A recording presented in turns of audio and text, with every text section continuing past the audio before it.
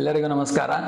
ಇವತ್ತು diffuse pattern air transplantation results ಬಗ್ಗೆ ಸ್ವಲ್ಪ ಮಾಹಿತಿ ಕೊಡೋಣ ಅಂತ ಈ ವಿಡಿಯೋ ಮಾಡಿದ್ವಿ. ಆಲ್ರೆಡಿ ಈ ಟಾಪಿಕ್ ಮೇಲೆ ಬಹಳ ವಿಡಿಯೋಸ್ ಮಾಡಿದ್ವಿ, ಬಟ್ ಇದು ಸ್ವಲ್ಪ ಕನ್ಫ್ಯೂಸಿಂಗ್ ಟಾಪಿಕ್ ಯಂಗ್ಸ್ಟರ್ಸ್ಗೆ. ಅದಕ್ಕೆ ಮತ್ತೆ ಜಾಸ್ತಿ ವಿಡಿಯೋಸ್ ಮಾಡಿದ್ರೆ ಸ್ವಲ್ಪ ಅವ್ರಿಗೆ ಐಡಿಯಾ ಬರುತ್ತೆ ಅಂತ ಉದ್ದೇಶ ಕಾರಣಕ್ಕೆ ಸುಮ್ಮನೆ ವಿಡಿಯೋಸ್ ಮಾಡಿದ್ರೆ ವೇಸ್ಟು. ಆ ತರಹ ಪೇಷಂಟ್ಗೆ ಟ್ರಾನ್ಸ್ಪ್ಲಾಂಟ್ ಮಾಡಿ ರಿಸಲ್ಟ್ಸ್ ತೋರಿಸಿದ್ರೆ ಸ್ವಲ್ಪ ಇನ್ನೂ ಇಂಟ್ರೆಸ್ಟಿಂಗ್ ಇರುತ್ತೆ ಅಂತ ಒಂದು ಐಡಿಯಾಕ್ಕೋಸ್ಕರ ಈ ವಿಡಿಯೋ ಮಾಡಿದ್ವಿ.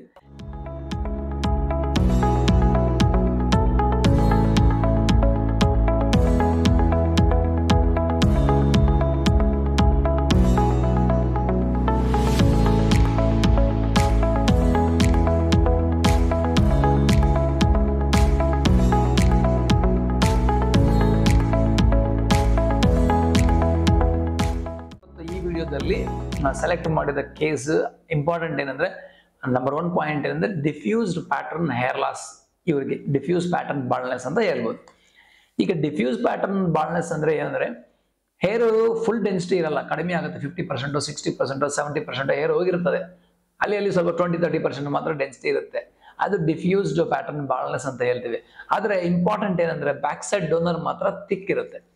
In case back side donor thick ಇಲ್ಲ, ಅದನ್ನು ಥಿನ್ ಆಗಿದೆ ಅಂದ್ರೆ ಅರ್ಥ ಏನು? ಅದು ಡಿಫ್ಯೂಸ್ಡ್ ಅನ್ಪ್ಯಾಟರ್ನ್ ಬಾಲ್ನೆಸ್. ಆದ್ರೆ ಇವತ್ತು ನಾವು ಡಿಸ್ಕಸ್ ಮಾಡೋದು ಡಿಫ್ಯೂಸ್ಡ್ ಪ್ಯಾಟರ್ನ್ ಬಾಲ್ನೆಸ್ ಬಗ್ಗೆ. ಸೊ ಅದು ಕನ್ಫ್ಯೂಸ್ ಮಾಡ್ಕೋಬಾರದು. ಪ್ರೊವೈಡೆಡ್, ಈಗ ಇಂಪಾರ್ಟೆಂಟ್ ಈ ಕೇಸಲ್ಲಿ ಇಂಪಾರ್ಟೆಂಟ್ ಏನಂದ್ರೆ, 25-26 ಇಯರ್ಸ್ ಒಳಗೆ ಯಂಗ್ಸ್ಟರ್ಸ್ ಇರೋರು ಡಿಫ್ಯೂಸ್ ಪ್ಯಾಟರ್ನ್ ಬಾಲ್ನೆಸ್ ನಲ್ಲಿ ಟ್ರಾನ್ಸ್ಪ್ಲಾಂಟೇಷನ್ ಹೋಗಬಾರ್ದು. ಏನಕ್ಕಂದ್ರೆ ಅಂತ ಕೇಸಲ್ಲಿ ಟ್ರಾನ್ಸ್ಪ್ಲಾಂಟೇಷನ್ ಮಾಡಿದ್ರೆ ಅವ್ರಿಗೆ ಫರ್ದರ್ ಹೇರ್ ಫಾಲ್ ಆಗುತ್ತೆ, ಮತ್ತೆ ಫ್ಯೂಚರ್ದಲ್ಲಿ ಇದು ಮಾತ್ರ ಇರುತ್ತೆ, ಮತ್ತೆ ಡೆನ್ಸಿಟಿ ಇರಲ್ಲ. ಅದಕ್ಕಾಗಿ ಇದು ಬಹಳ ಇಂಪಾರ್ಟೆಂಟ್ ಸ್ಟೆಪ್. ಸೊ ಅದಕ್ಕಾಗಿ ಡಿಫ್ಯೂಸ್ ಪ್ಯಾಟರ್ನ್ ಬಾಲ್ನೆಸ್ ಇರೋರು, ನನಗೆ ಗೊತ್ತು, ಅವ್ರು ಸ್ವಲ್ಪ ಡಿಪ್ರೆಷನ್ ಬರ್ತದೆ, ಸ್ವಲ್ಪ ಅಪ್ಸೆಟ್ ಆಗಿರ್ತಾರೆ, ಬಹಳ ಮೆಡಿಕೇಶನ್ಸು ಎಲ್ಲ ಯೂಸ್ ಮಾಡಿರ್ತಾರೆ ಆಲ್ರೆಡಿ. ಆದ್ರೂ without taking consultation from an expert opinion, expert surgeon ಹತ್ರ ಕನ್ಸಲ್ಟೇಷನ್ ತಗೊಂಡು ಆದ್ಮೇಲೆ ಸರ್ಜರಿ ಮಾಡೋಕೆ ಸಾಧ್ಯ ಇದೆಯಾ, ಇಲ್ಲಾಂದ್ರೆ ಮಾಡಿದ್ರೆ ಚೆನ್ನಾಗಿ ಬರುತ್ತೆ, ಅಲ್ಲಿ ಡಿಸ್ಕಸ್ ಮಾಡಿಕೊಂಡು ಪ್ರೋಸ್ ಅಂಡ್ ಕಾನ್ಸ್ ಏನು ಡಿಸ್ಕಸ್ ಮಾಡಿದ ತಕ್ಷಣ ಮಾತ್ರನೇ ನಾವು ಟ್ರಾನ್ಸ್ಪ್ಲಾಂಟೇಷನ್ಗೆ ಹೋಗಿ. ಇಂಥ ಪೇಷಂಟ್ಸ್ ಅವರು ನಮಗೆ ಹೇರ್ ಫಾಲ್ ಆಗಿದೆ ಅಂತ ಎಲ್ಲ ಮೆಡಿಸಿನ್ಸ್ ಎಲ್ಲ ಟ್ರೈ ಮಾಡಿದ್ದೀನಿ, ನಾನು ಡೈರೆಕ್ಟ್ ಆಗಿ ಟ್ರಾನ್ಸ್ಪ್ಲಾಂಟ್ಗೆ ಹೋಗ್ತೀನಿ ಅಂದ್ರೆ ಡೈರೆಕ್ಟ್ ಕಾಸ್ಟ್ ಟೆಸ್ಟ್ ಅಂತ ಕೇಳ್ತಾರೆ. ಅವಾಗ ಏನಾಗುತ್ತೆ ಅಂದ್ರೆ, ನಿಮ್ ಟ್ರಾನ್ಸ್ಪ್ಲಾಂಟೇಷನ್ ಮಾಡಬೇಕಾ ಇಲ್ವಾ, ಮಾಡಿದ್ರೆ ಹೇರ್ ಬರುತ್ತೋ ಅದೆಲ್ಲ ಅವ್ರು ಹೇಳೋದಿಲ್ಲ.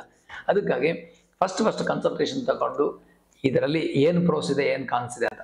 ಸಪೋಸ್ ಈ ಪೇಷಂಟ್ದಲ್ಲಿ ನಾವೀಗ ತೋರಿಸ್ತಾ ಇದ್ದ ಪೇಷಂಟ್ಗೆ ಏಜ್ 43 ಇಯರ್ಸ್, ಅದರಿಂದ ಅವ್ರ ಫ್ಯಾಮಿಲಿಯಲ್ಲಿ ಮೇಲ್ ಪ್ಯಾಟರ್ನ್ ಬಾಲ್ನೆಸ್ ಇದೆ, ಬಟ್ ಇವರಿಗೆ ಡಿಫ್ಯೂಸ್ ಪ್ಯಾಟರ್ನ್ ಬಾಲ್ನೆಸ್ ಆಗಿದೆ. ಅಂದ್ರೆ ಬ್ಯಾಕ್ ಸೈಡ್ ಸಖತ್ ಡೆನ್ಸಿಟಿ ಇದೆ.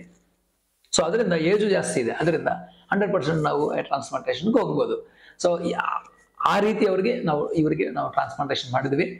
ಈಗ ಇನ್ನೊಂದು ಇಂಪಾರ್ಟೆಂಟ್ ಟಾಪಿಕ್ ಏನಂದ್ರೆ, ಇಂಥ ಕೇಸ್ಗೆ ಯಾವ ತರಹ ಪ್ಲಾನ್ ಮಾಡಬೇಕು, ಅದು ಬಹಳ ಮುಖ್ಯ. ಇದು ಈ ತರ ಡಿಫ್ಯೂಸ್ ಪ್ಯಾಟರ್ನ್ ಕೇಸ್ ಅವರಿಗೆ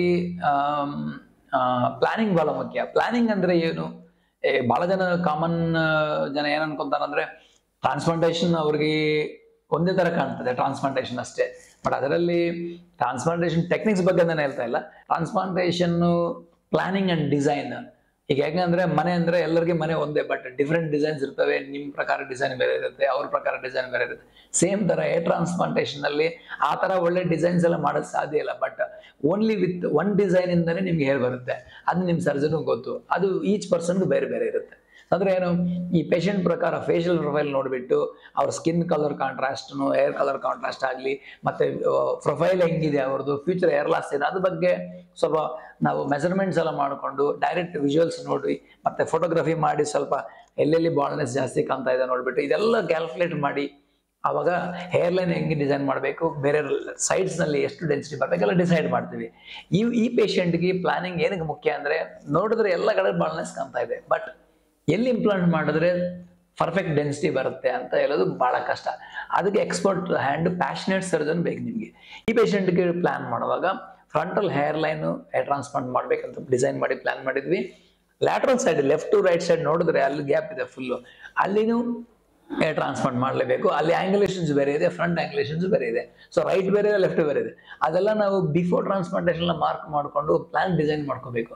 ಮತ್ತೆ ಇವ್ರಿಗೆ ಇನ್ನೊಂದು ಪ್ರಾಬ್ಲಮ್ ಏನು, ಬ್ಯಾಕ್ ಸೈಡ್ ಇಂದ ವರ್ಟೆಕ್ಸ್ ಏರಿಯಾನಲ್ಲಿ, ಟಾಪ್ ಏರಿಯಾನಲ್ಲಿ ನೋಡಿದ್ರೆ ಕ್ರೌನ್ ಅಲ್ಲಿನೂ ಏರಿಲ್ಲ, ಅಲ್ಲಿನೂ ಮಾಡಬೇಕು. ಸೊ ಇದು ಅಷ್ಟು ಸಿಂಪಲ್ ಕೇಸ್ ಅಲ್ಲ, complex case. Because of the diffuse pattern ಇಂದ ಕಾಂಪ್ಲೆಕ್ಸ್ ಕೇಸ್ ಆಗಿದೆ. ಅದರಿಂದ ಸುಮ್ಮನೆ ಎಲ್ಲ ಕಡೆ ನಾವು ಒಂದು ಗ್ರಾಫ್ಸ್ ಎಲ್ಲ 5,000 ಇಂಪ್ಲಾಂಟ್ ಮಾಡಿದ್ರೆ ಏನು ರಿಸಲ್ಟ್ ಬರಲ್ಲ. ಅದರಿಂದ ಪರ್ಫೆಕ್ಟ್ ಆಗಿ ಡಿಸೈನ್ ಮಾಡಿ ಎಲ್ಲೆಲ್ಲಿ ಡೆನ್ಸಿಟಿ ಬರಬೇಕು, ಎಲ್ಲಿ ಸಿಂಗಲ್ ಗ್ರಾಫ್ಟ್ಸ್ ಬರಬೇಕು, ವಾಟ್ ಇಸ್ ದ ಆಂಗ್ಯುಲೇಷನ್ಸ್ ಏನು ಪರ್ಫೆಕ್ಟ್ ಮಾಡಿದ್ರೇನೆ ನಮಗೆ ಒಂದು ಕರೆಕ್ಟ್ ಡೆನ್ಸಿಟಿ ಬರೋದು. ಈ ಪೇಷಂಟ್ ಆ ಥರ ರಿಸಲ್ಟ್ಸ್ ಮಾಡಿ ಕಲಿಸಿದೀವಿ. 10 months ಆದಮೇಲೆ ಇವ್ರಿಗೆ ಡೆನ್ಸಿಟಿ ನೋಡಬೇಕು, ಸಖತ್ ಡೆನ್ಸಿಟಿ ಬಂದಿದೆ. 100% ಯಾರಿಗೆ ಗೊತ್ತಾಗೋದಿಲ್ಲ ಟ್ರಾನ್ಸ್ಪ್ಲಾಂಟ್ ಮಾಡಿದೀವಿ ಅಂತ. ಇದೊಂದು ಮುಖ್ಯ ವಿಷಯ. ಮತ್ತೆ ಟ್ರಾನ್ಸ್ಪ್ಲಾಂಟ್ ಮಾಡ್ಕೊಂಡ್ರೆ ಎಲ್ಲರೂ ಕೇಳಿದ್ರೆ ಟ್ರಾನ್ಸ್ಪ್ಲಾಂಟ್ ಅಂತ ಕೇಳಿದ್ರೆ ಐಡೆಂಟಿಫೈ ಮಾಡಿದ್ರೆ ಅದು ವೇಸ್ಟ್ ಟ್ರಾನ್ಸ್ಪ್ಲಾಂಟ್ ಅಂತ ಅರ್ಥ. ಸೊ ಯಾರಿಗೆ ಗೊತ್ತಾಗಬಾರ್ದು, ಯಾರಿಗೂ ನಿಮ್ಮ ಸರ್ಜನ್ಗೆ ನಿನಗೆ ಬಿಟ್ಟರೆ ಯಾರಿಗೆ ಗೊತ್ತಾಗಬಾರ್ದು. ಆಫ್ಟರ್ 8 months ಅಷ್ಟು ನ್ಯಾಚುರಲ್ ಆಗಿರಬೇಕು. ಇವ್ರು ನೋಡಿ ನ್ಯಾಚುರಲ್ ಏರ್ಲೈನ್ ನೋಡಿ ಪರ್ಫೆಕ್ಟ್ ಇದೆ. ಲೆಫ್ಟ್ ಸೈಡ್ ನೋಡಿ, ರೈಟ್ ಸೈಡ್ ನೋಡಿ, ಈವನ್ ಕೂಮಿಂಗ್ ಟೆಸ್ಟ್ ಮಾಡಿ top view, vertex view under flash camera ಆ ಥರ ಡೆನ್ಸಿಟಿ ಬರ್ಬೇಕಂದ್ರೆ ಅಷ್ಟು ಈಸಿ ಅಲ್ಲ. ಇದು ಬೆಸ್ಟ್ ಕ್ಯಾಮಫ್ಲೈಸಿಂಗ್ ಟೆಕ್ನಿಕ್ ನಲ್ಲಿ ಮಾಡಿದ್ವಿ. ಸೊ ವಟೆಕ್ಸ್ ಏರಿಯಾನಲ್ಲಿ ನೋಡಿ ಕಂಪ್ಲೀಟ್ ಕವರ್ ಆಗಿದೆ. So that is the reason ಇಲ್ಲಿ ನಾಟ್ ಓನ್ಲಿ ಸಿಂಪಲ್ ಟ್ರಾನ್ಸ್ಪ್ಲಾಂಟ್ ಮಾಡಿಲ್ಲ, ಒಂದು ಆರ್ಟಿಸ್ಟಿಕ್ ಹ್ಯಾಂಡ್, ಒಂದು ಎಕ್ಸ್ಪರ್ಟೈಸ್ ಹ್ಯಾಂಡ್, ಎಕ್ಸ್ಪೀರಿಯನ್ಸ್ ಇಂದ ಎಲ್ಲಿ ಮಾಡಿದ್ರೆ ಏನು ಬರುತ್ತೆ ಅಂತ ಗೊತ್ತಾಗಿ ನೀಟಾಗಿ ಡಿಸೈನ್ ಮಾಡಿದ್ವಿ. ಅದರಿಂದ ಇವರಿಗೆ ಪರ್ಫೆಕ್ಟ್ ರಿಸಲ್ಟ್ಸ್ ಬಂದಿದೆ.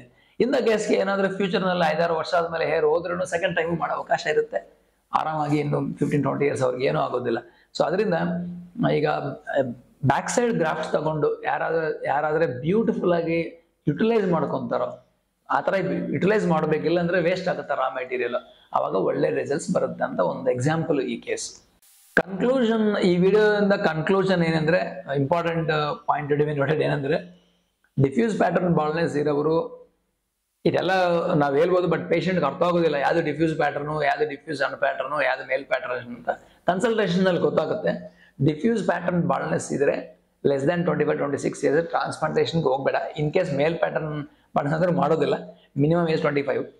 ಬಟ್ ಆದರೆ ಡಿಫ್ಯೂಸ್ ಪ್ಯಾಟರ್ನ್ ಅವ್ರು ಡೈರೆಕ್ಟ್ ಆಗಿ ಟ್ರಾನ್ಸ್ಪ್ಲಾಂಟ್ ಹೋಗ್ಬೇಡ. ನಿಮ್ಮ ಸರ್ಜನ್ ಹತ್ರ ಕನ್ಸಲ್ಟೇಷನ್ ಮಾಡಿ ನಿಮ್ಮ ಕೇಸ್ನಲ್ಲಿ ಈಗ ಮೇಲ್ ಪ್ಯಾಟರ್ನ್ ಬಾಲ್ನೆಸ್ ಟ್ರಾನ್ಸ್ಪ್ಲಾಂಟ್ ಮಾಡಿದ್ರೆ ರಿಸಲ್ಟ್ಸ್ ಬಂದೇ ಬರುತ್ತೆ.